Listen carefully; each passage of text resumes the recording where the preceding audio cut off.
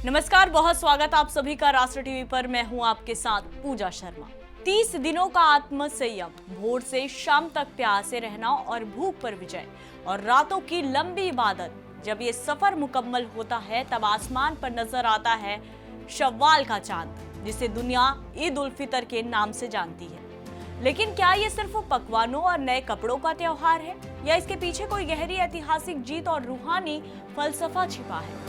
आज के इस ईद स्पेशल कार्यक्रम में हम मदीना के उस दौर में चलेंगे जहां पहली बार ईद मनाई गई थी। हम समझेंगे कि क्यों इस दिन नमाज से पहले दान देना अनिवार्य है और क्यों इसे इनाम का दिन कहा जाता है।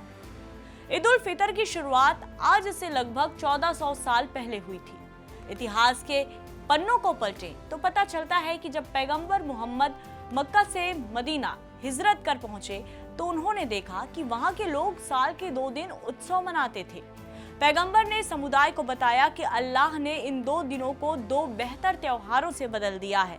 इनमें से एक था ईद उल फितर। दिलचस्प बात यह है कि पहली ईद 624वीं ईस्वी में मनाई गई थी, जो बद्र की लड़ाई में मिली ऐतिहासिक जीत के समय के करीब थी। उस समय मुसलमानों के लिए ये दोहरी खुशी का मौका था। एक तरफ युद्ध में जीत तो दूसरी तरफ रमजान के महीने की रूहानी सफलता। पैगंबर ने इस दिन को शुक्रगुजारी और आपस मेल मिलाप के दिन के रूप में स्थापित किया।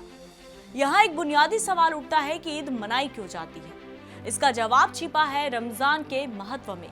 रमजान वो महीना है जिसमें कुरान की पहली आयतें नाजिल हुई थी। पूरे 1 महीने तक मुसलमान सौम यानी रोजे रखते हैं। ये सिर्फ भूखा रहना नहीं है, बल्कि बुराइयों से बचना और अपनी इच्छाओं पर लगाम लगाना भी है। जब 29 या 30 दिन का ये कठिन कोर्स पूरा होता है तो अल्लाह की तरफ से बंदों को जो इनाम मिलता है वही ईद है। ईद का शाब्दिक अर्थ ही बार बार आने वाली खुशी और फितर का मतलब है उपवास तोड़ना। यानी यह त्योहार उस शक्ति और धैर्य का जश्न है जो अल्लाह ने आपको पूरा महीना इबादत करने के लिए दी। ईद के दिन की शुरुआत कौमी एकता की मिसाल है। सुन्नत यानी पैगंबर के तरीके के मुताबिक इस दिन की कुछ खास रस्में हैं।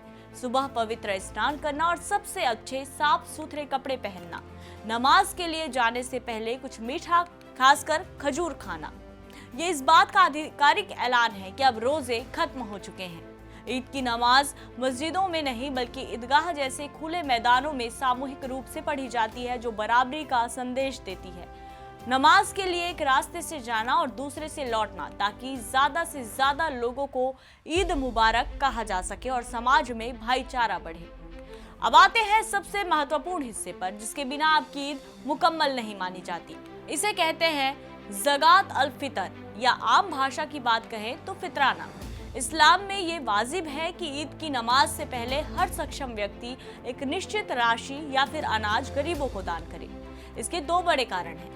पहला, महीने भर के रोजे के दौरान अगर हमसे कोई छोटी मोटी चूक हुई हो तो ये दान उसकी शुद्धि करता है, और दूसरा, ये सुनिश्चित करना कि समाज का सबसे गरीब व्यक्ति भी उस दिन अच्छा खाना खा सके और नए कपड़े पहन सके। साल 2025 के आंकड़ों के अनुसार दुनिया भर में अरबों डॉलर केवल फितराने के रूप में बांटे जाते हैं, जो दुनिया का सबसे बड़ा क्राउड फंडेड चैरिटी इवेंट है।